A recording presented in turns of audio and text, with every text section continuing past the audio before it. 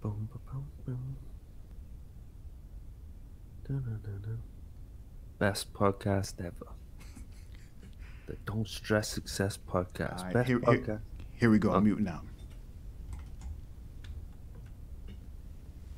The best podcast ever, man. The Don't Stress Success podcast. You know what it is, man. You know what it is.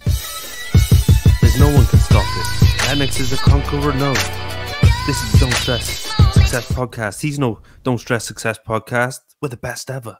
There's never been anybody as ruthless. We're Sonny Liston, Jack Dempsey. There's no one like us. We're from their cloth. There's no one can match us.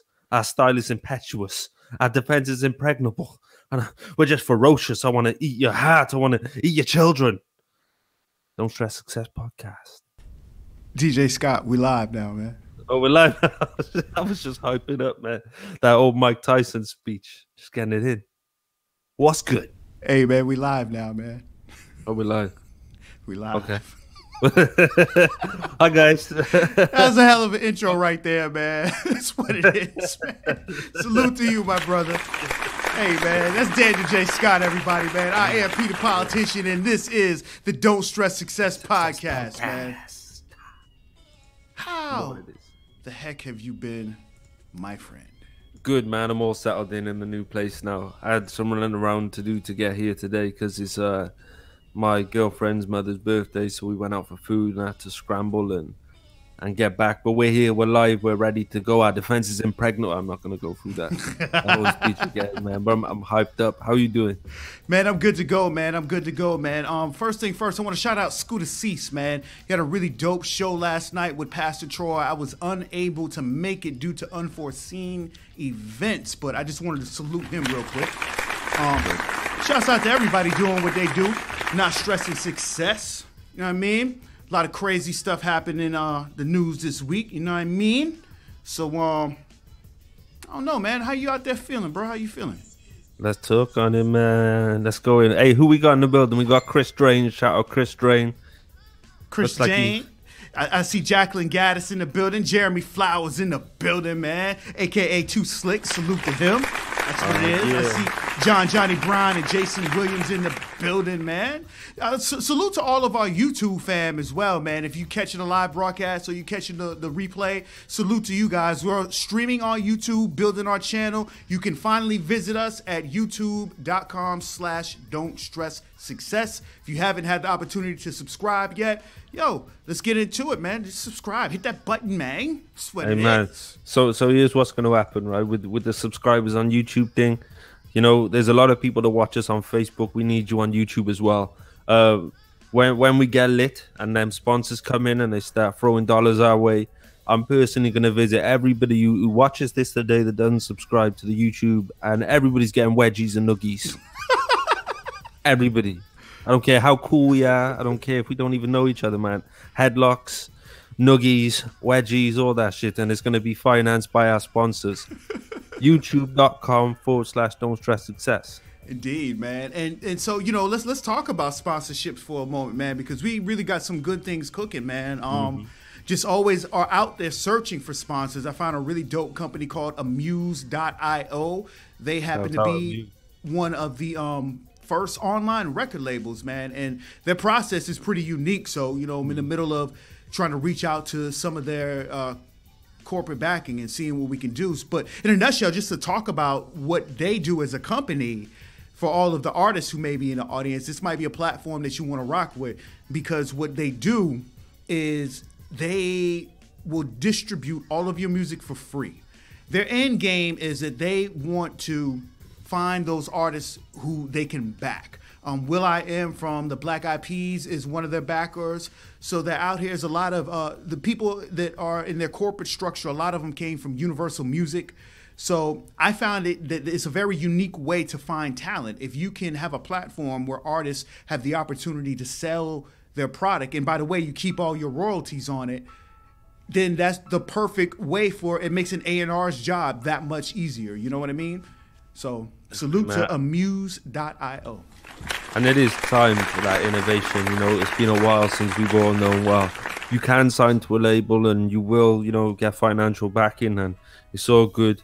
but we're at this point now where we don't need it, and it is possible to get the same buzz without the traditional record label. So it's nice to see these firms and even existing record companies, and because I remember Chris Gotti was playing with an idea where he was starting up an agency where they do everything that a record label does, but you're not signed to them or nothing. You just visit them, you pay a certain amount, and you get the particular service from them, which is, if you're making money and you're building a brand and you can afford, you just want distribution, or you just want particular a particular promo campaign that's similar to what a major artist would have without being tied down.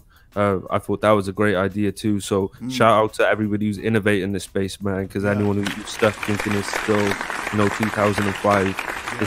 2005, anything between 2001 and 2009 to me feels like 2-3 years ago. Yeah. And everyone I speak to feels the same. Like, damn, that was 10 years ago. That's crazy. 12 years ago. That's crazy. You brought up a great adjective. You said innovators. I see a bunch of them in the crowd. I see Jay Ed in the building, Karen Bodden in the building. Shouts out to my man's Jay Olin, man. What it do? All day. Ronald Holays in the building. I stay jacking his name up. My apologies. Jammin' Gresham in the building. DQ Anthony Hampton. Martu Bite the Nickel. What's good, man? Listen, man. We are really excited about this show, and today we are really, really, really inviting you guys into the conversation, all right? So let's go ahead and jump into it. And the first thing that I want to talk about is racism. Talk about it. Let's talk about it. I mean, boom, there it is. Are you a racist? Or do you just believe that illegal immigrants should not be in the country? You know what I mean? Let's talk about it, man. And the reason why we bringing this topic up, right? I see Jonathan Wizard in the building, man. Shouts out to him. The reason we're bringing this topic up is because Charlemagne gave Donkey of the Day to a lawyer. Some donkeys are self-explanatory, but you know what? I'm just going to let Charlemagne tell it how he said it. He mother-scucking hard, man. Let's jump into it. All right, the New York Daily News called Aaron Schlossberg a bigot. All right, and that is the kind of language that has to be used when we are discussing people who blatantly are being prejudiced, okay, blatantly racist. Why are we sugarcoating things when it comes to bigots in this country? Why? Why, if I call a blatantly racist person a crack-ass, crack a white devil, why are you more mad at me than you are the person who is actually being racist? I'm just picking up what this racist is putting down, all right, giving them back the same energy they share with the world. If it talks like a racist, oppresses like a racist, and marginalizes like a racist, then it's probably a crack-ass, crack a white devil racist, okay? Now, let's discuss what happened. This all went down at the Fresh Kitchen in Midtown Manhattan, okay? A Honduran immigrant, an employee of Fresh Kitchen named Oscar Villanueva. Did I pronounce that right? Villanueva, yes. Drop on the clues bombs for me, guys. No, you didn't do it right, though. He did. Oh. Well, how am I supposed to do it, you fake Dominican? How am I supposed to do it? No, my God. Okay. All right. Oscar says that he, as in Aaron, heard us speaking Spanish and started yelling, "It's no need for me to tell you what..." Yeah, he, as in Aaron, heard us speaking Spanish and started yelling. Okay, yeah, end quote. "It's no need for me to tell you what Aaron Schlossberg said. I will let you hear it for yourself." Staff is speaking Spanish to customers when they should be speaking very violent. I mean, sometimes every person I listen to, he's spoken, she's speaking it, is America. And I will be following up. And my guess is they're not documented. So my next call is to ICE to have each one of them kicked out of my country. If they have the to come here and live off of my money, I pay for their welfare, I pay for their ability to be here. Now, let me break it down for the people in the back who probably acting like they didn't hear him so well, but can hear me calling him a crack-ass cracker quite fine. Okay, Aaron Schlossberg says your staff is speaking Spanish to customers when they should be speaking English. Every person I listen to, he spoke it, she's speaking it. This is America. Then he says, my guess is they're not documented, so my next call is to ICE to have each one of them kicked out of my country. If they have the balls to come here and live off my money, I pay for their welfare, I pay for their ability to be here, the least they can do is speak English. Shut up. Then the colonizer said, if you intend on running a place in Midtown Manhattan, your staff should speak English, not Spanish.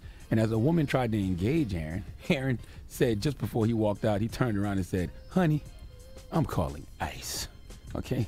Now, I know people love to say Donald Trump supporters aren't racist, but for the record, according to the New York Daily News, Aaron Schlossberg is a registered Republican and 2016 donor of $500 to our Celebrity in Chiefs campaign. Listen, I love it. All right, the reason I love it is because you can't hear what you don't reveal. F all that covert racism. I like my racism overt because when we know what it is, we can avoid it. And not just avoid it, destroy it. Well, maybe not destroy it because racists will always have a place in our society because sadly in America, it's millions of people like Aaron who think just like him, so he will always have support. But that doesn't mean we can't expose him for the bigot he is. And Aaron needs to be shamed. And anyone who supports him after this needs to be shamed because we have to start treating racists in America the same way we treat rapists, the same way we treat pedophiles, okay? That's how we need to treat these cracker-ass, cracker-white devils. And all my good white people out there, I need you all to start using your privilege to combat prejudice. When you see one of your own being a bigot like Aaron in public like this, walk up to them and say, hey, you're really being a cracker-ass cracker right now, okay? White people, when you see your own acting like bigots in public or private, check them and check them hard, okay? Draw a line in the sand between you and them. It's simple, okay? And minorities, when they out here throwing around these falsehoods in public, when they say things like Aaron said, they're not documented and they're on welfare, scream out to them, the white devil is a liar, okay? And once again, if you are more mad at me for calling a racist bigot a cracker-ass cracker white devil than you are the actual racist, then you are part of the problem, okay? I don't hate white people. I hate racist bigots. It's a difference. Please give Aaron Schlossberg the biggest hee-haw.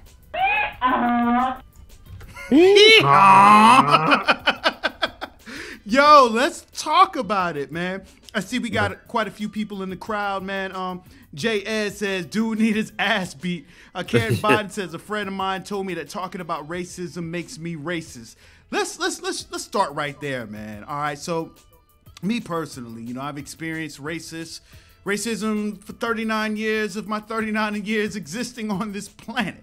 I'm gonna tell y'all a little story, man. I used to play ball, like basketball, you know what I'm saying, for the YMCA. And my dad was the coach. And I'll never forget this. I'm like 9 years old at the time, right? And we had just won a basketball game. And so, you know, I'm outside ready to go home. And this white dude walks up to me, big white dude. And he just starts yelling at me, nigger, nigger, nigger. Like, I guess his son was on the team that got beat. You know what I'm saying? Yeah. And I'm like 9 years old at the time. And it's like, whoa. I ran and I went inside. And I called my dad. I was like, Dad, he just called me a nigga.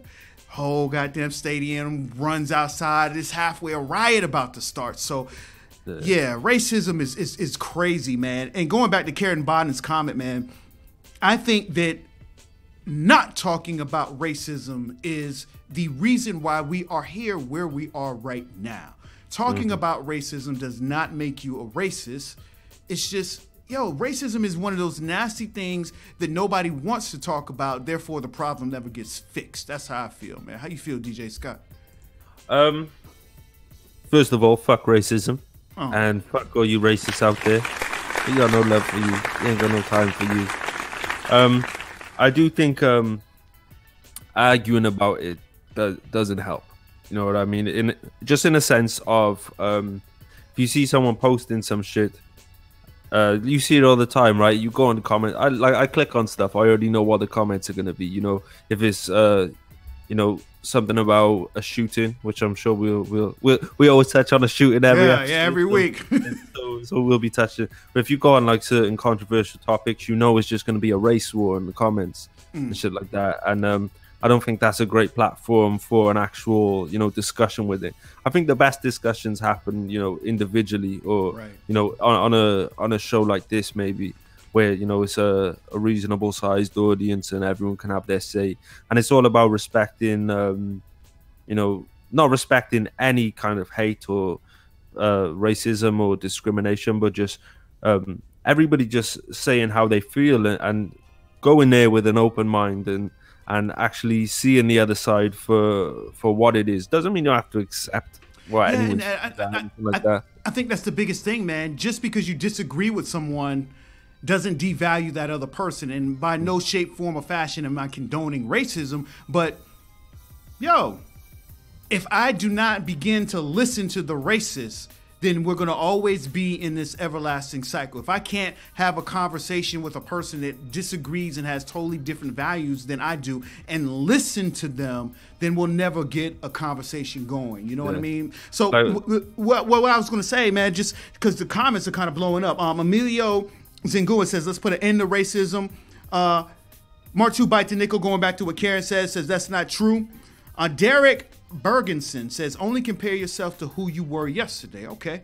James for Show Allen says, great and wise words, brother. Expose those lanes. We need to definitely get these racist ass chumps off their square and push them to their limits and get on their head. J. Ed says, I agree with him. For one, he's on point. Jay Olin says, I'm adopted by a white family that loved me very much, but it was a Cinderella story. Okay, that's deep right there. You know what's crazy? What that reminds me of, because Colin Kaepernick was adopted by a white family, right? Yeah. And he is the strongest, or visibly strongest, I guess, proponent in the, not necessarily Black Lives Matter, but advocates for just for pro-blackness. Yeah. You know what I mean? And one thing I think people should understand as well when it comes to pro-blackness, that it's not a pro-black doesn't mean fuck white. I mean, pro-black is like, you're pro-white, so why can't I be pro-black type of thing? It doesn't mean let's kill everyone, but yeah, we love our people and we want to, you know what I mean? So, but I do think there's a certain connotation on the other side. Well, I don't know. I don't want to stereotype and put everyone should just be proud of what the fuck they are. I don't care if you're fucking green, bro. I don't care. Be green and proud, bro. Well, here's an interesting comment. Jeremy Flower says, I think it's comparing apples to oranges. Calling someone a cracker is not the same as calling someone an illegal, though, is it? All right, so I was waiting for this conversation to come, all right? This is what I want to talk about. Going back to the lawyer that went on his rant, he was upset that illegal aliens were taking up his space, and the mere fact that they were in America and they weren't speaking English, right? So here's my question to all of my fellow Americans out there that feel like illegal immigrants have no rights to be here. I just wanted to know who's the first illegal immigrant to ever touch the shores of America. You know what I mean? If we really think about it, Native Americans were here before all of us. And we came here, occupied their land. Slaughtered them in the process. Through my eyes, and yes, slaughter them in the process. And so through my eyes, if you're not Native American, then all of us are illegal immigrants as far as I'm concerned. You know what I mean? So that conversation that comes up where people are like, get out of my country, get out of my country. Wait, man, hold up now. Let's go back and really track your ancestors. If you are not full-blooded Native American, you are an immigrant to this country. And as a matter of fact, the people who set the way for you to so-called say that this is your country are true colonizers who stole this country. So that's the conversation that I want to talk about. You know what I mean? Yeah, and it's funny, how can anyone say to black people in America, how can anybody say to them, get out of our country, or well, you fucking brought them there, didn't you? Not you personally. Yeah, we were brought here. Yeah, but like, it's not to say, I don't want to pit this in a 1-versus-1 thing, but these are the facts. Yeah, and the problem is like, I pride myself on, and as do you, P, that I don't want to talk about the bullshit. I don't want to talk about I just understand shit. I take the time to fucking understand. I'm not a perfect human, so I am going to be ignorant to things I don't know of. But if I have the opportunity, I'm not going to jump into discussion and not know stuff. I'm not going to just base an argument on how I feel about something. If the facts are available to me, I'm always going to find the facts. And the facts are, slavery did happen. The facts are a lot of white people, like majority, 99.999999% and racist in a sense of, harassing people or, wanting to see bad things happen. Racism really, and I'm sure a lot of people understand, is more of a social construct nowadays. You know what I mean? It's more of a power thing. It's like, I've seen a lot of good examples over the years where it's like a lot of pictures and stuff like that, where, other races got to start the race a long time before African Americans did. You know what I mean? African Americans are essentially children, just in terms of age of having their own culture that they're allowed to have. Freedom. If that makes sense. Yeah, freedom, we're children to freedom. Real talk. Well, when did slavery end? Was it less than 200 years ago? Less than 200 years ago. So, less than 200 years ago, you guys started from scratch. Yep. You know what I mean? Yep. So we got to bear this in mind. This isn't like you did this and you did this. This is just the facts. Yeah. You know what I mean? Absolutely. Shouts out to Jory Nesbitt, Brandis B. Knudsen, and Paul Manuel in the building. Martu Bite the Nickel says, I believe people love to be ignorant. I agree with that, man. I think, the facts are there, and either you're going to side with the facts or you're going to side with what you think. And a lot of people don't take the time to dig beneath the surface, man. It's layers to it, you know what I mean? Shouts out to Jessica RFM and Rick Trevino. Martu Bite the Nickel says, listen to understand, not to answer. Very true. I love that statement. Daryl Evans is in the building. Jay Olin says, it's deeper than being racist. Okay. Karen Bond says, I can't tolerate it. Racism, even in my own family. James For Show Allen says, my mom's black and Mexican, and my father was Puerto Rican and Irish. I've had several altercations throughout my life living in New York and California. Yeah. Karen Biden says, amen, Daniel. Fuck them. Jeffrey. Fuck a racist. Jeffrey Manu says, we're all immigrants in reality. Real talk, man. Jay Olin says, immigrants built America. Yes. James For Show Allen says, yes, at what Jay Olin said. Martu Bite Nichols says, British. Dora Taylor's in the building. Chimo Jane says, one love. I'm an aboriginal to this land, PThePolitician. I hear you, baby. I hear you. Jeremy Flower says, if we go by that mindset, then white immigrants stole this country from the Indians. True talk, man. Lisa Seashells in the building. Shouts out to Lisa Seashells. How you doing, sweetie? Happy Sunday. Larry Tall's watching.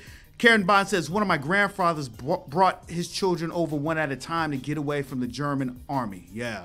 And I mean, come on, man. We're going to touch on that in a moment. Emilio Zungia says, yeah, but there has to be laws to follow. So let's talk about that. Let's really talk about that, because I think that's where people get upset about the whole illegal immigrant things. Yes, there do have to be laws that ought to be followed, right? But my thing is, if we go all the way back to the beginning of American history, the Pilgrims ran away from where they were to basically have freedom of religion. They were being persecuted because of what they believed, so they ran away and came to America. That's the exact same thing that's happening right now with people who are being persecuted with gang violence in Mexico. You know what I'm saying? People who are in Syria and their whole country is torn apart by war.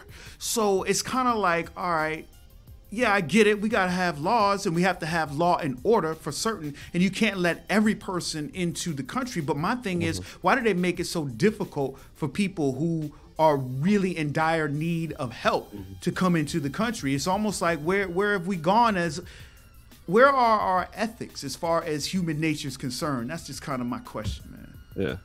Yeah, I do think there's a lot of gray areas, you know what I mean, where you can essentially just have a whole country move to your country type of thing, and who do you pick? Because it's, say for example, we said, right, okay, women and children can come here, then there's going to be an imbalance in the population, if that makes sense, you know what I mean, as far as gender and age goes. It is very complicated. I'd hate to be the person in charge of, or the person who makes the decisions on this thing, but I do also think that there has to be some kind of resolution, and I'm not an expert in the topic, which is why I'd like to get a lot of feedback from the audience. What do you guys think? What would be the best policy for this? What do you guys think would? You can't please everybody, but as a majority, what do you think is the best way to go about the immigration and illegal immigration? Well, Larry Tall is in the building. Salute to him. Jay Florio says you can't learn while you're talking. Unfortunately, racists are too busy talking about what they think they know rather than what is. You cannot teach these people, only hope their lineage branches off into another direction. I hear that. Jeremy Flowers says, what about people wanting to come into the country legally but can't because the waiting list is so long? Don't they have a right to not fight people coming in illegally? Okay, yes. Yeah, that's kind of what we're talking about. Like, we don't have all the answers, man. This is just great conversation. We trying to get everybody to engage with it because you're bringing up a great point. I mean, just kind of piggybacking off to what DJ Scott just said. I mean, what is the answer? You know what I mean? Jay Olin says we should hold the federal government accountable and charge them from human rights crimes they build America on. Okay. Geraldo, I hope I said it right. Geraldo Valentin is in the building. Chasen Campbell's in the building. Karen Bada says it took 30 years before my Italian great-grandfather became a U.S. citizen. I believe it, man. Timo James says all black people of the land were not brought here. Turtle Island, ever read of it? Morocco's America before America was America. Very true, man. You do have, not all black people were actually slaves. Very true. Yeah, they were the first explorers. We were having a conversation just before we jumped on and talking about the Moors and the Moorish. Yeah, how they were like their own sovereign state, and they, they got to, obviously, Africans got to Australia too. You have a look at those Aborigines and tell me, or Aboriginal people, tell me that they're not black. Right, right. They were the first everywhere. They were the first people. Yeah. Africans, Yeah, absolutely. All life stems from there. Yep. So. And that's been scientifically proven. We can take any person's DNA, it'll go right back to Africa. You know what I mean? So Emilio Zungia says, so you for open borders. Man, that's a deep one right there, man. That's a deep one. I definitely believe that you have to vet the people that are coming in, right? Yeah. You have to know who's here. Yeah, exactly. I mean, as an American, I can't go and just be free to roam around. I have a driver's license and a social security number. If I commit a crime over here, they can find me very easily. So, I just kind of feel like... That's the thing, right? Over here, we have what we call gypsies or Irish travelers. And they live on campsites outside of the city. And they don't report to no one. And they're the most dangerous people. They're the most dangerous people because they can just disappear. Yeah. And they've got cousins, 10 miles up the road on another camp, or over an island or in Scotland, or they're all over the place, and they're dangerous people because you don't know who they are. They're not on the books. They're not on the files. They're not on nothing, and they can essentially do anything. So on the topic of open borders, I don't necessarily believe in open borders just letting every and anybody in. I believe there ought to be a vetting process. But my question is, why is the vetting process such bullshit? Because if you talk to any legal immigrant and talk to them about the process, number one, of how long it took, and then number two, the tests that they had to take, right? So I'm born and raised in America. I promise you right now, if I had to take the same U.S. history tests that people applying for citizenship have to take, I would fail it.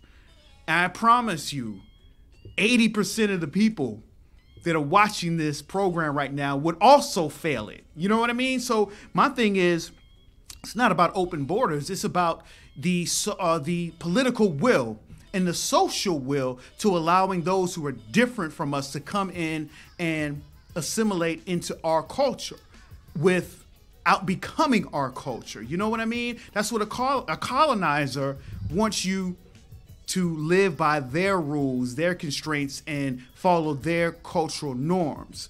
But if I am, say, Hispanic or Muslim, and I have different cultural norms, and I'm over here living my cultural norms, the average American has a problem with it. So going back to Donkey of the Day that the lawyer got, he was upset because he's in America and people weren't speaking English. And that right there is the core of racism to me.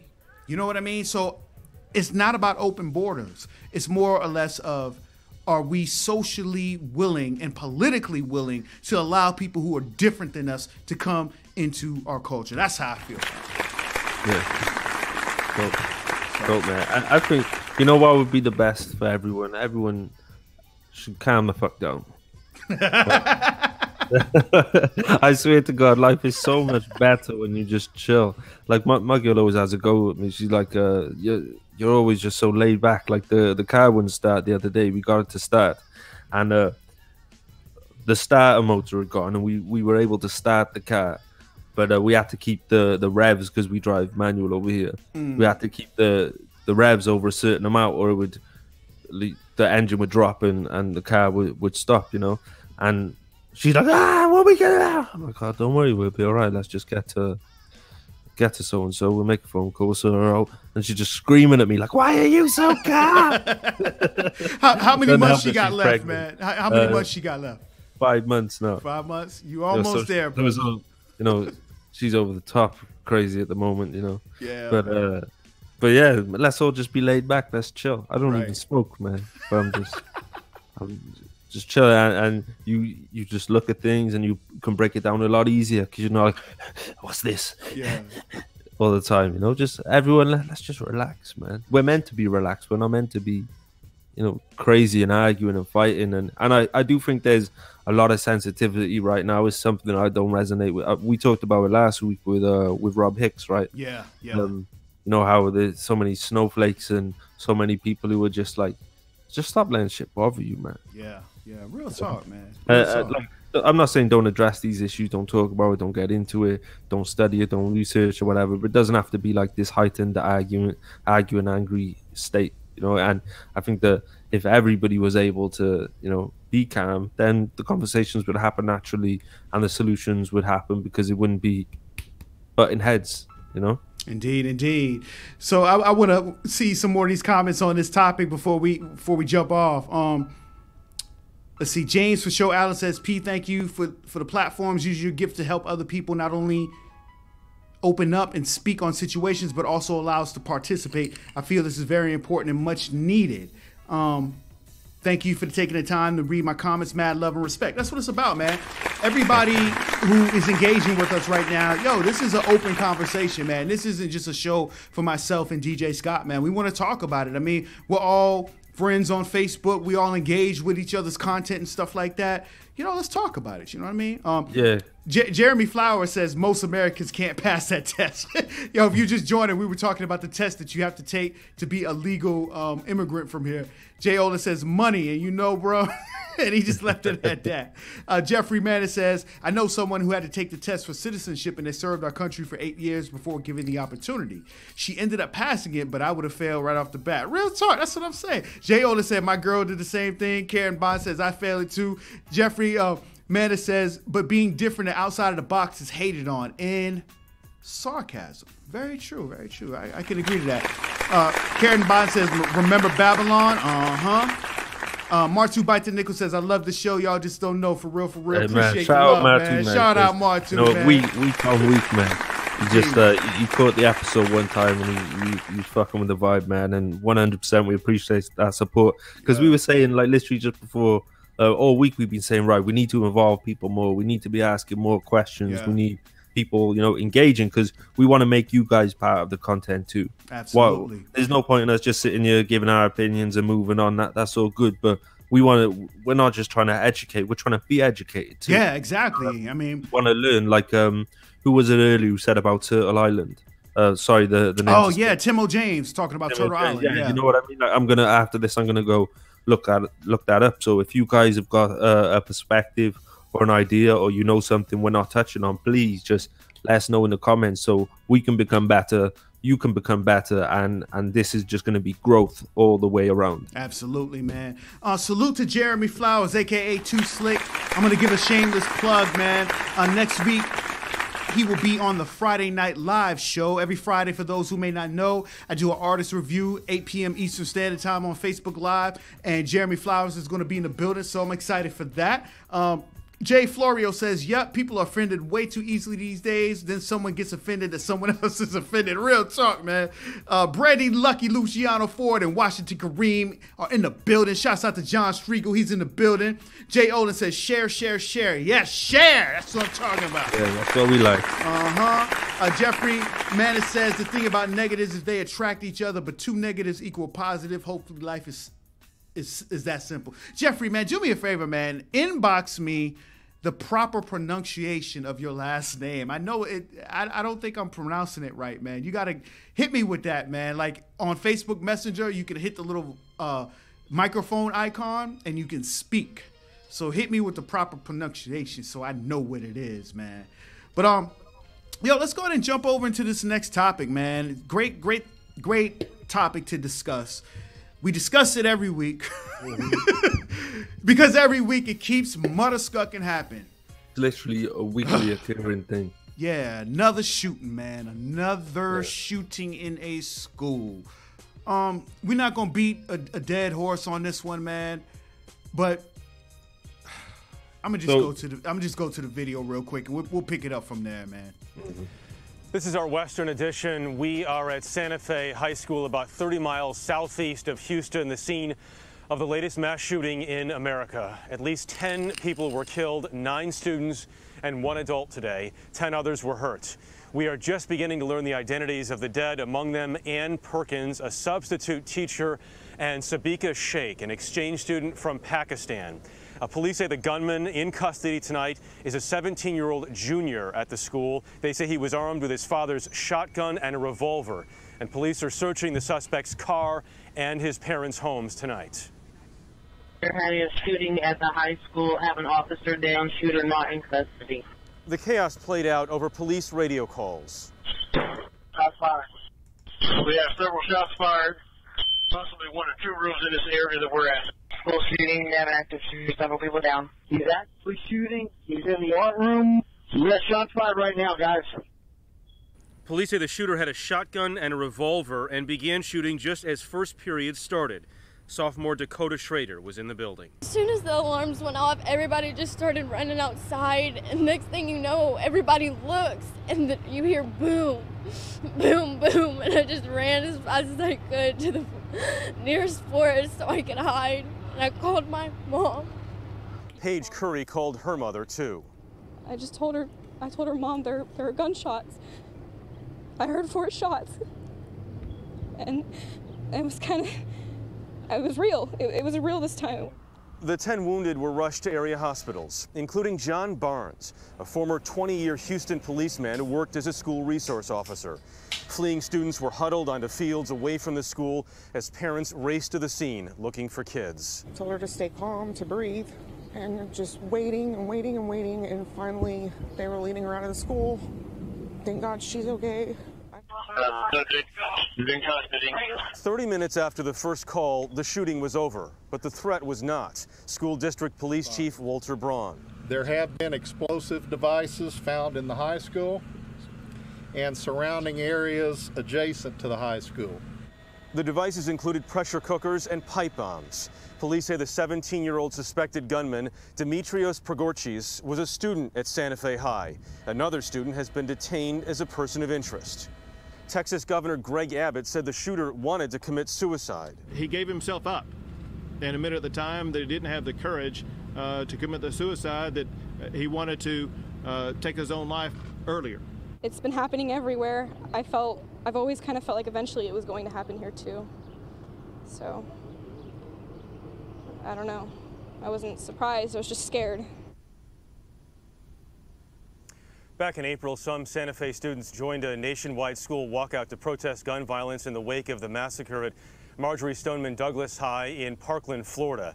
Today, Stoneman Douglas students tweeted their support for Santa Fe, one saying, "I should be celebrating my last day of high school, but instead my heart is broken to hear of the tragedy at Santa Fe." Man, it's a brand given life by...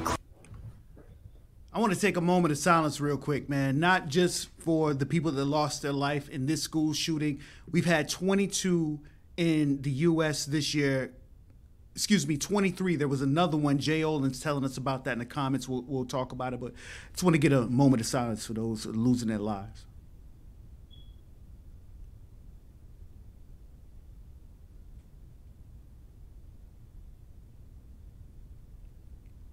Yeah, man. Man, you know, the first thing, we've got to stop making these kids famous. Right. You know what I mean? Because these are bums. These are fucking losers. Absolute fucking scum of the earth. Losers that got nothing. They ain't never going to do nothing in this world. They ain't never going to build no name off some hard work and dedication and a positive cause. They're never going to do it because it ain't them. They ain't got it in them. They're little fucking lame-ass fucking bums. They only got to do one thing, and they're famous forever. Right. And, you know, it's funny that you mentioned that because I remember a few school shootings back, the media was talking about we're not going to even release the shooter's name, and they were really trying to do that. But shit, man, it's the media, man. You know what I mean? Somebody's going to leak the name, and there you go, you know? So let's go to these comments real quick, man. Jay Olin says, salute Scooter Cease, man. Salute to him as well, man. Salute Scooter one more time. And he also says there was another school shooting the very next day. It didn't make national news, but that makes 23 school shootings this year, man. That's crazy, bro. Martu Bite the Nickel says these events are real, but they're also staged events as well. Do you research government co-ops? These are distractions to keep you from looking at Donald Trump and what the government is really doing. Sorry that lives have to be lost like this, but it's not cool. So I want to jump into that, man, because I know there's a whole society of people out there that believe like that a lot of these school shootings are fake. I don't subscribe into that, man. I really don't. Listen, let me tell you, I have 5 children, right? And my youngest is 6 years old, and my oldest is 17. My 6-year-old comes home and tells me, Dad, this is what we did in school today. We had a lockout drill. I'm like, what the fuck is a lockout drill? Like, I had fire drills when I was in school.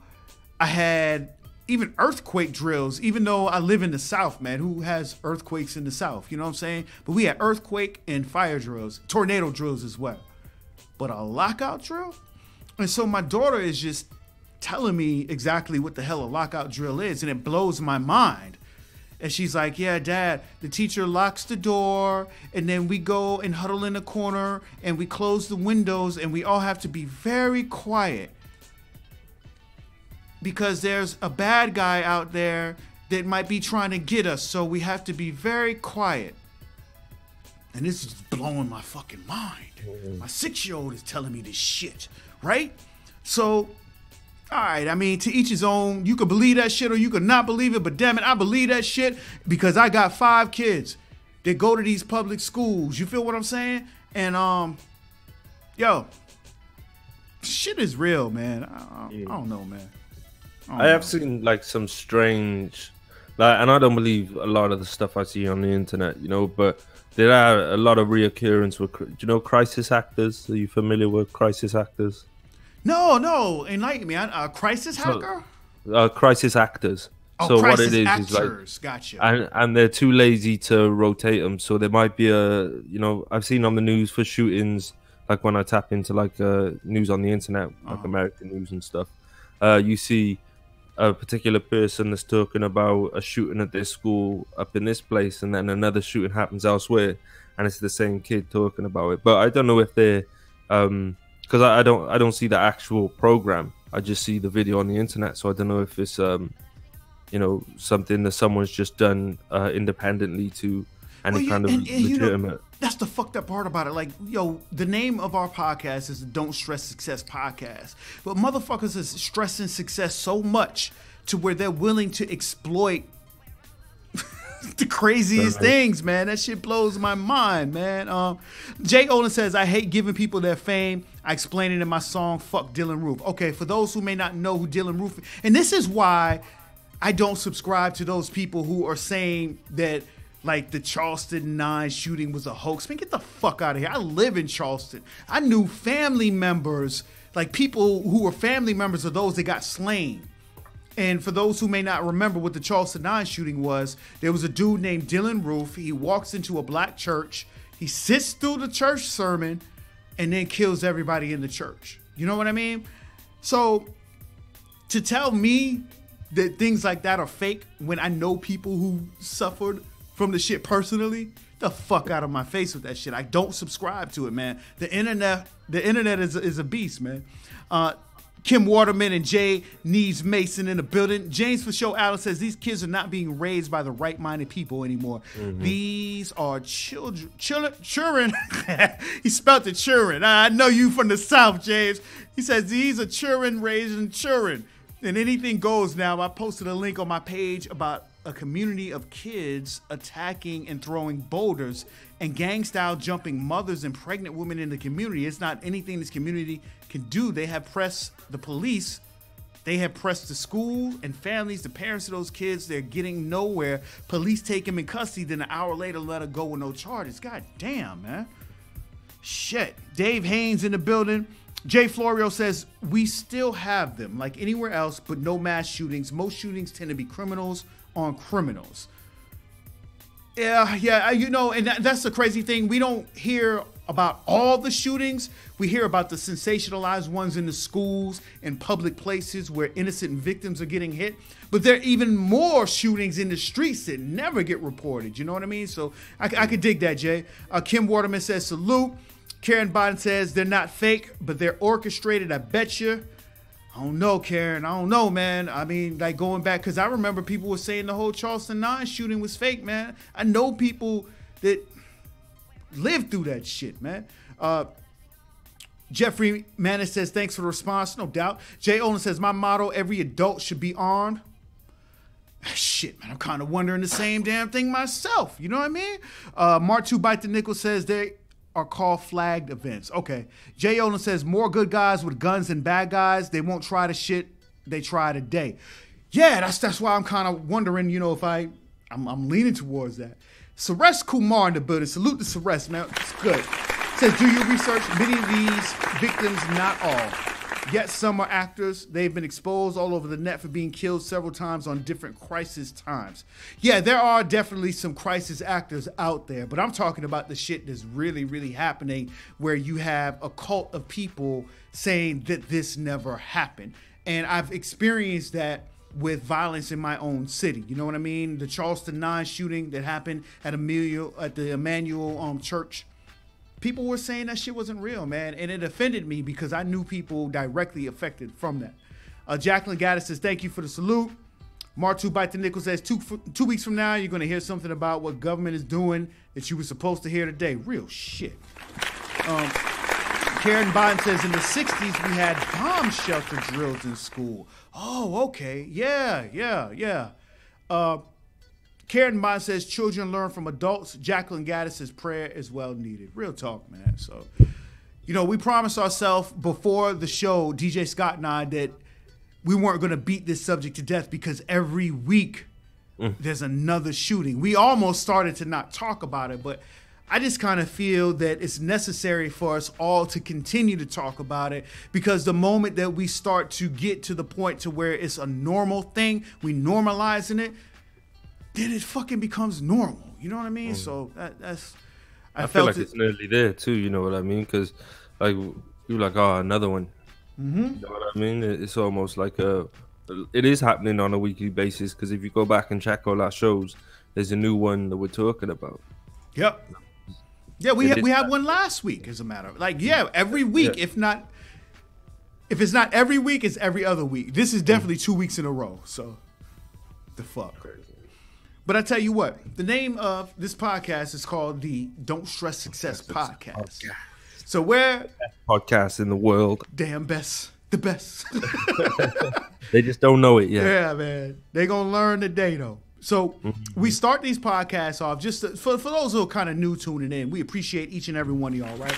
But we start the podcast off with a couple of events that have happened that have made worldwide news, and we talk about that. And the reason that we do that is because oftentimes, more than not, these events are making the news because people are out here stressing success. I mean, if we talk about the guy who went on a racist rant in public, he's worried about the success of other people. You know what I mean? We talk about the shooter, they're a lot of times doing this to be martyrs. They're worrying about success in the wrong way.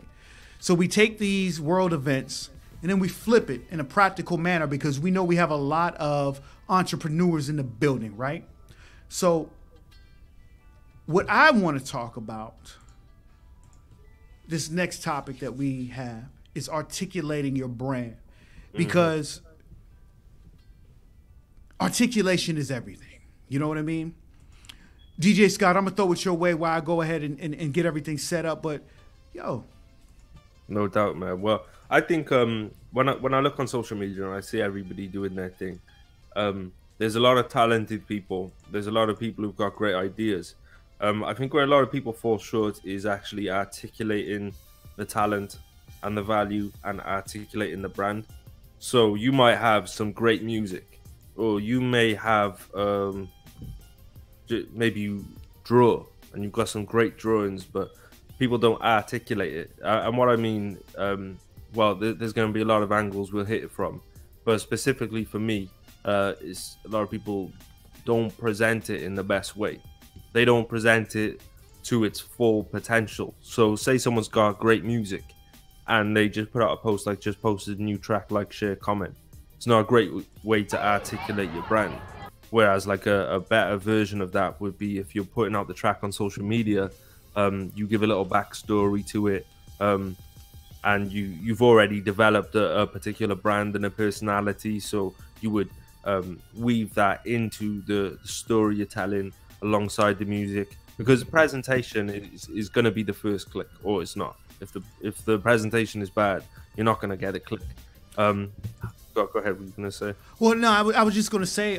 So lately, and this, I promise I'm going to be a little bit winded, but I'm going to wrap it back around. So lately, I've been doing a lot of networking on LinkedIn. Salute to LinkedIn. If you're trying to position your brand to be in a better place, get on LinkedIn now. I'm meeting some very, very dope people. And one of the people that I met is a gentleman named Anthony English. And it's just kind of ironic. You know, DJ Scott and I have been talking about articulating your brand all week. That's why we've been wanting to talk about this topic. And Anthony English came out with a video that he put out on LinkedIn. So I just kind of wanted to run through it because he articulating your brand in such a precise manner. So let's go ahead and jump into it and see what he has to say.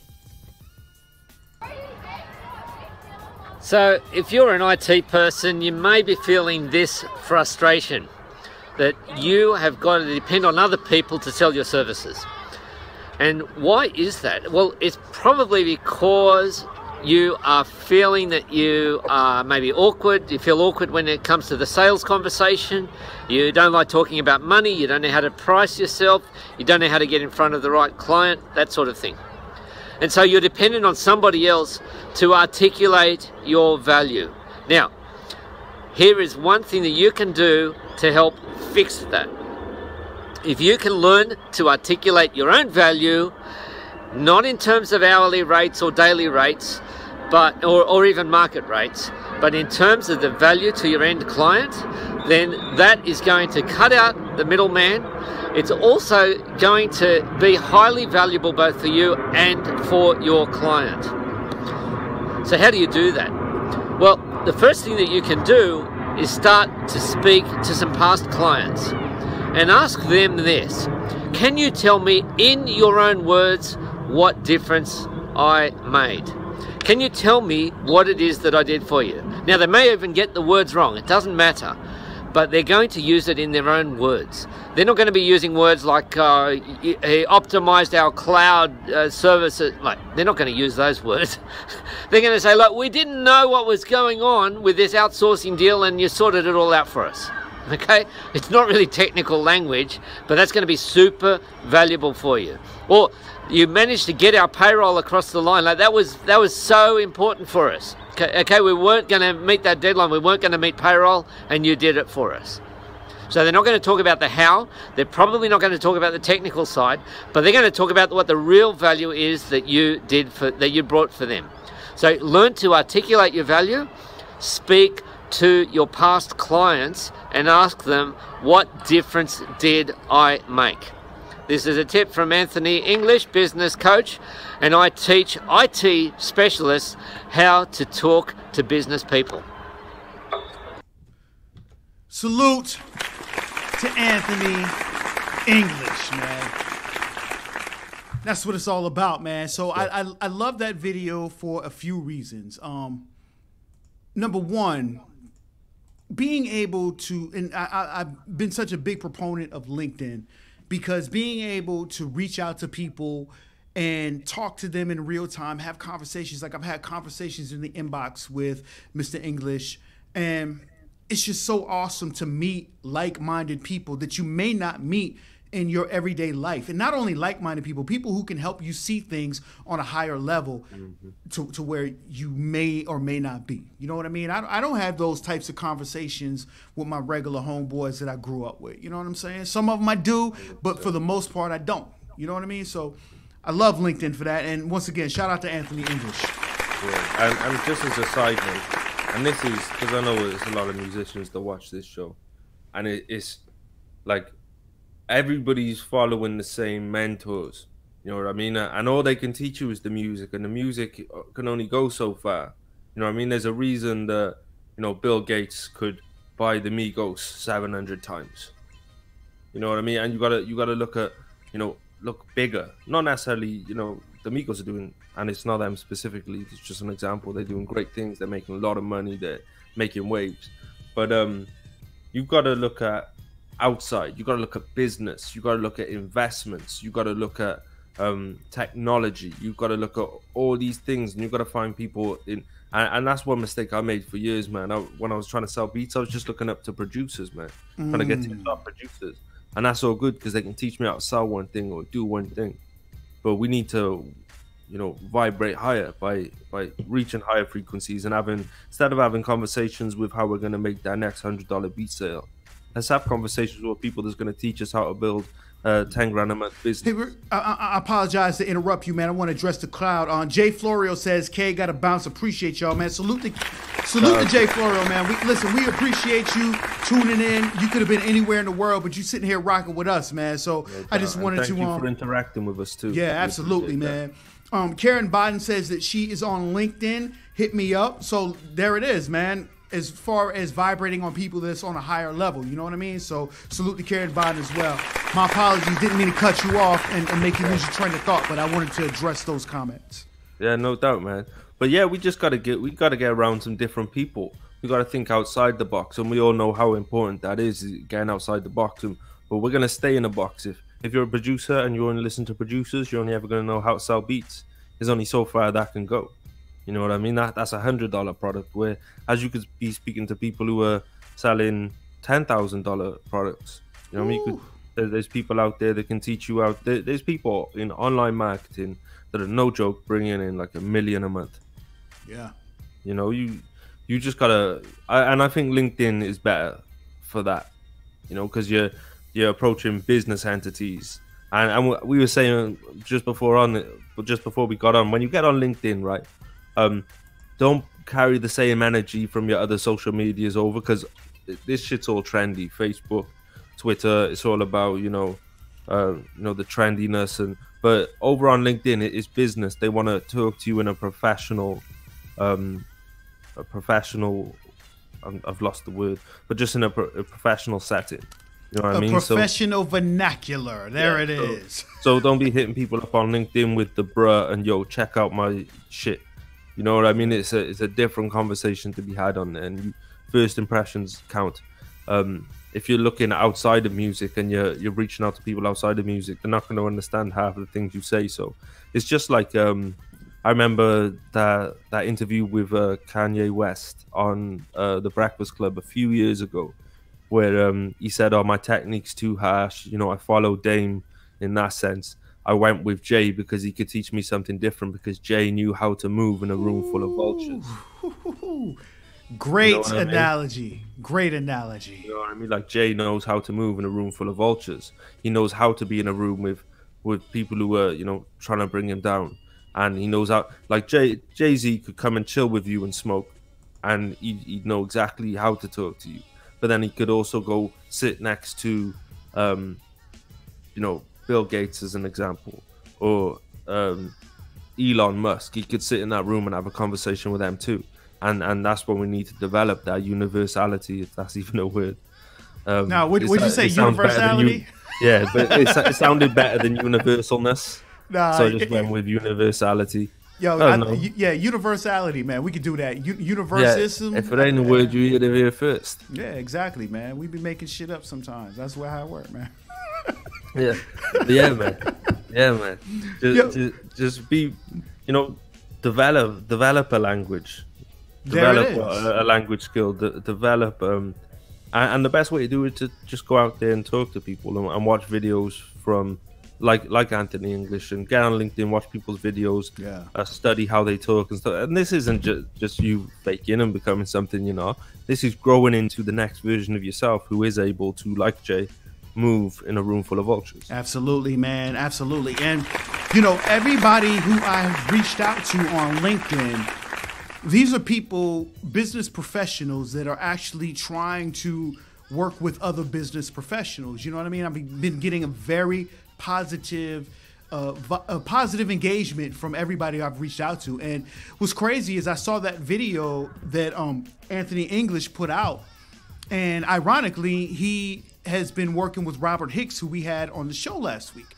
And I just saw the video, I thought it was dope, I shared it, and then Anthony English reached out to me and we made that connection, that commonality between Robert Hicks and himself. And so that's how, man, I love this shit, man. I love being able to have a way and means to reach out to people who are really, really about trying to be on a wavelength of success, man. Because I know at least the people that I grew up around, their version of success was how much dope they could sell or the next motherfucker they could rob. You know what I'm saying? I'm now, I'll be 40 in July. And the people that I've met just only in the last 5 years of my life have shown me levels of success that I never could have even imagined. You know what I mean? So once again, man, salute to Anthony English. That's what it is, man. Shouts out to my man, Jason Vincent, man. He says, what's up, guys? Happy to see the show up to episode 12. Going to be in this episode for a minute today. Sick as a fucking dog, man. Well, listen, man, you get better. Chicken noodle soup and ginseng, I'm telling you what's good. Throw some orange juice into the equation, you be all right, man. Martu Bite the Nickel says there's always a way to talk to people to catch their attention. Very true. Karen Biden says if you close the door, opportunity can't walk in. All right, all right. Jay Olin says it's just being yourself and being real. That's your best ability. Damn right. Blake Kerler in the building, man. One of the dopest MCs I know. Says salute, P, man. I appreciate the love, Blake. Siobhan Singleton in the building. Martu Bite the Nickel says changing your mindset is important. Not only is it important, man, it is mandatory if you want to grow. You know what I mean? So Karen Bond says, hashtag those words, LOL, get them viral. Real talk. Shouts out to Dawn Simmons, man, a.k.a. Miss Daybreak. You can catch her on CCG Network Radio every Monday and Thursdays at 1 p.m. Eastern Standard Time, man. Salute to her out here doing her thing. That's another guest that we need to have on the show, DJ Scott. She's out here exemplifying success, man. I'm proud of her. Shalonda Free Spirit Jones is in the building. Justin Brooks is watching. So, listen, man. Articulating your brand, man. That's what we're talking about right now. How are you guys feeling out there? What are some of the things that you have encountered with trying to build your brand? Maybe some lessons of success, or maybe some stories that didn't really work out that well. You know what I mean? I see Joanne Lassiter in the building. Justin Brooks in the building. That's what it is, man. Since we telling stories, man, and we talking about articulating your brand, I'm gonna tell you a story myself, man. So just to kind of give you guys a background of who I am and what I do, I started off rapping in my car with my buddies, right? And my brother caught a charge, 10-year bid, and my younger brother. And so me being the older brother, I'm like, you know what? How can I build something to where when he comes home, he will be all right? And so I took the fact that we all rapping in the car. Let me turn that into a record label, right? But when I first started off, I didn't know how to articulate my brand.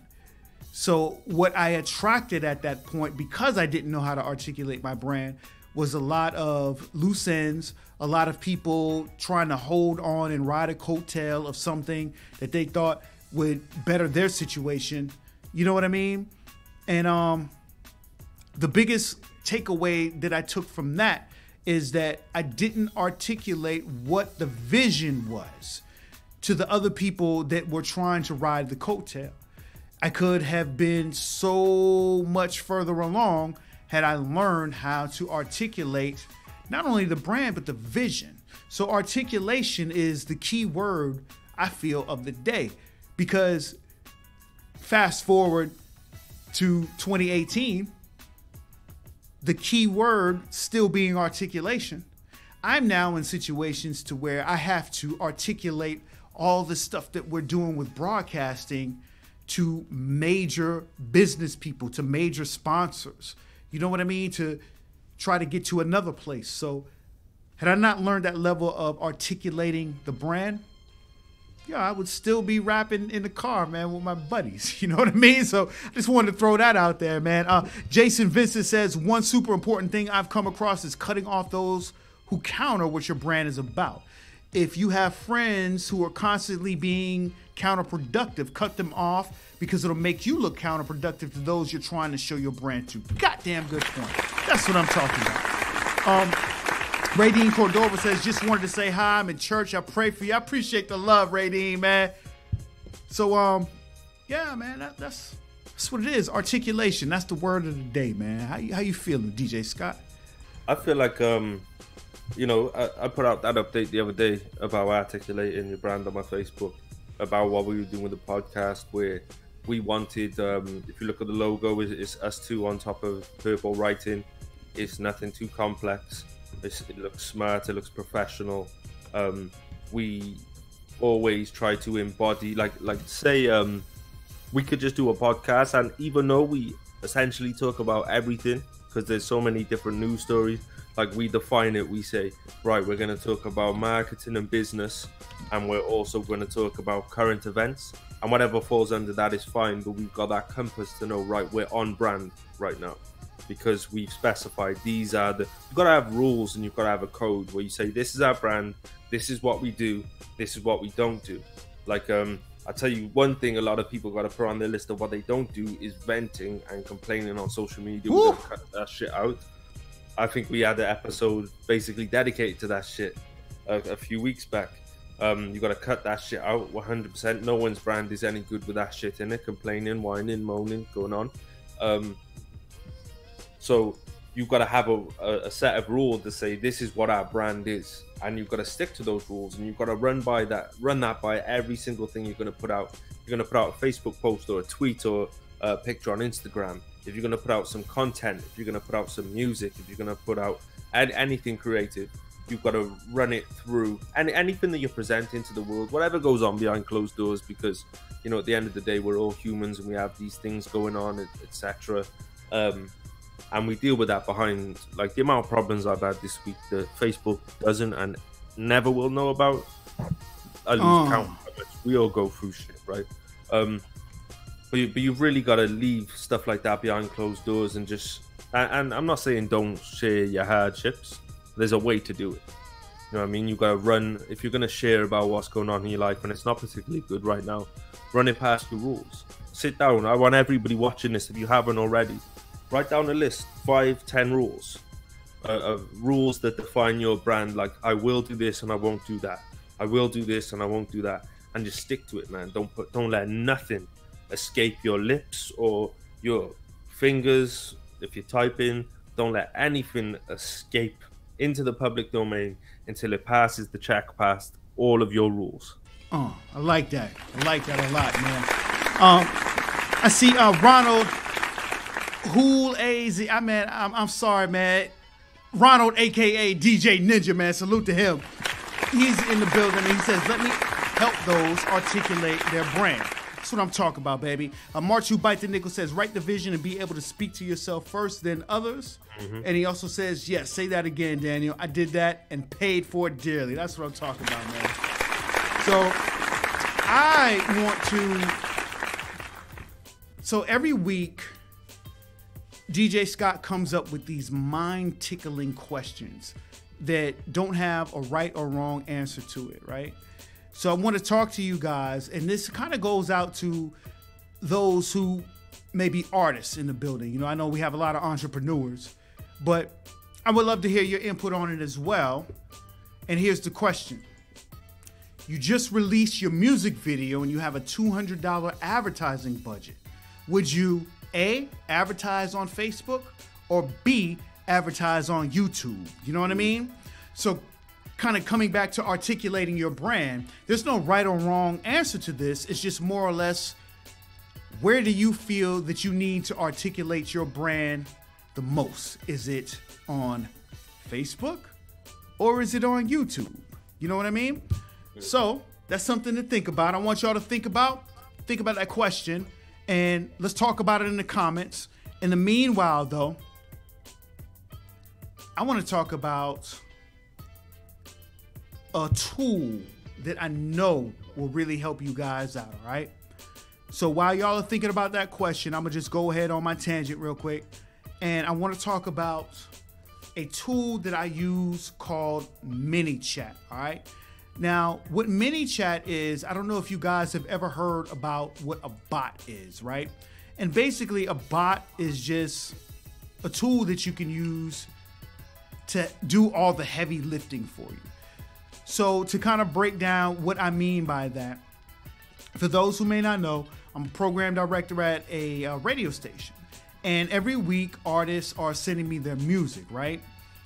And so what happens is, I just get hit with so much music that it's impossible to keep up with everybody, right? So what happens is I have a form, and at the end of that form, once you put your music, put all your information in, any YouTube links that you may have at the end of that form, it asks, would you like to know how you can be put onto rotation in CCG Network Radio? Now, here's where the bot comes in place. Facebook Messenger. If you have a business page set up on Facebook Messenger, you can set up an automated response, which in technical terms is called a bot. So the moment that people click on, yes, I want to know how I can be put into rotation on CCG Network Radio, they're automatically subscribed to my Facebook Messenger page through my business account. And with that being said, I'm then able to automate responses, right? So to kind of give you a little bit of a better idea of what I'm talking about, I'm gonna pull up a video that is talking about ManyChat, because I feel like this video can articulate what I'm trying to say a little bit better than what I'm saying right now. You know what I mean? That's that key word. Let me throw in that DJ Scott real quick while I get it set up, man. You gonna do your little Harlem Shake today? What you got for him? I'd knock the fucking mic. Maybe I should calm the fuck down on that shit. Yeah, man. What's people say? You know, one thing I want to say. I'm noticing that the crowd is very switched on, man. Everyone who's commenting, I haven't seen any ignorant shit. I haven't seen, like, people really understand. No, and I think, and people are willing to understand, which is the great thing. You know, I appreciate everybody watching. I appreciate everyone commenting, and we appreciate everybody commenting, because that was the focus this week, was to get you guys talking with us, because it allows us to take the conversation in ways that, you know, you guys are going to appreciate more. So. Absolutely, man. Absolutely, man. So I want to jump into this real quick. And I really feel like this is a tool that everyone who uses Facebook as far as a business page, this isn't applying to your regular page. So like, I have a regular page that you see this broadcast from now. PTHE is all one word, politician. But my business page is P.ThePolitician. That's where I do a lot of my music stuff from. So I want to jump into this video real quick and share it with you guys. Hey there, friends. Dan at ManyChat here.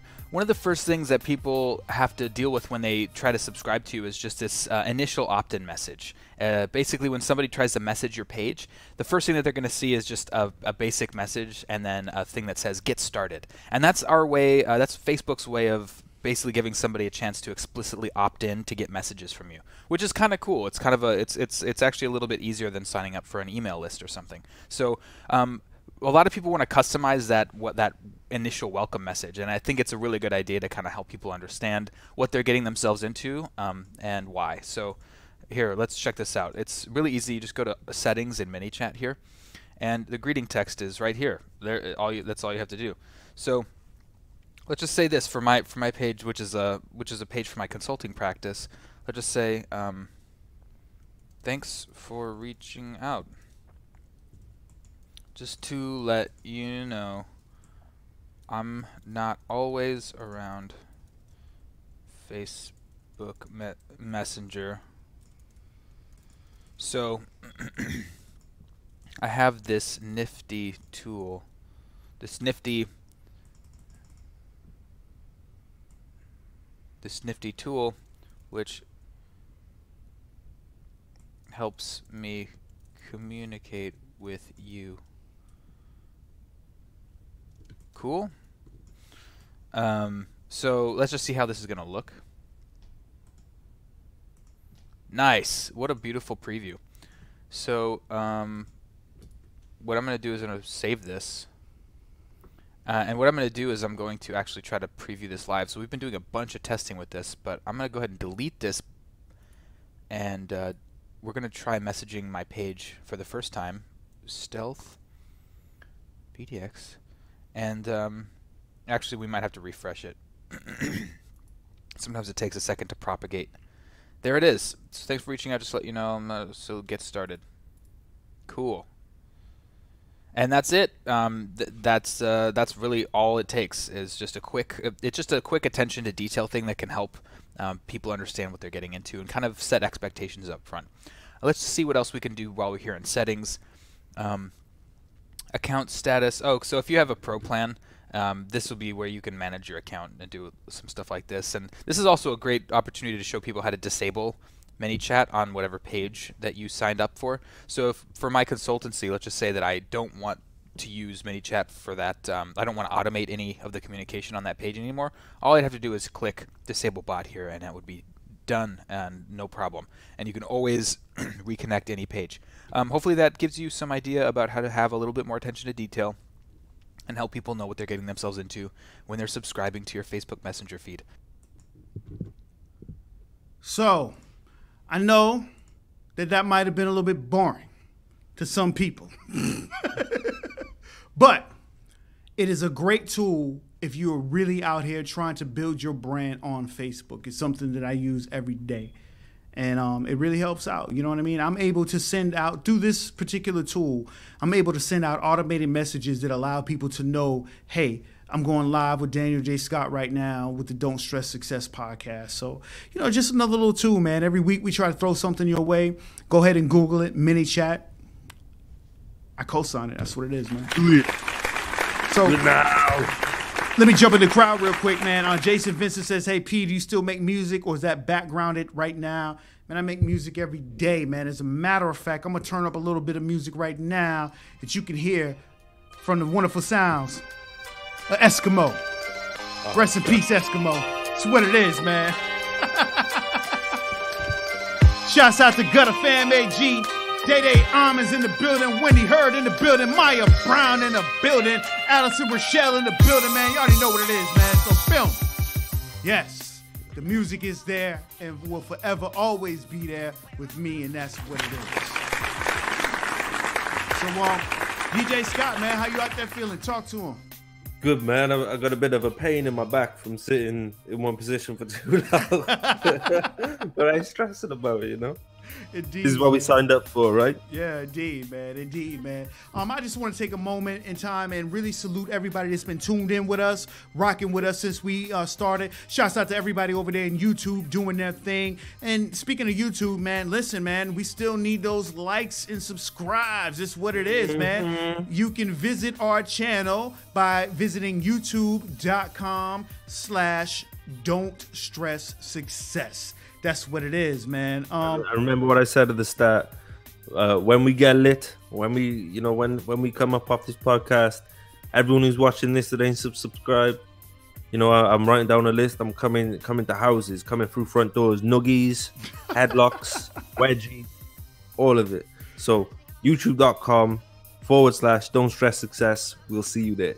Indeed, man. So I guess it's about that time, man. I really enjoy our time together, man. But all things must come to an end. And now the end is near.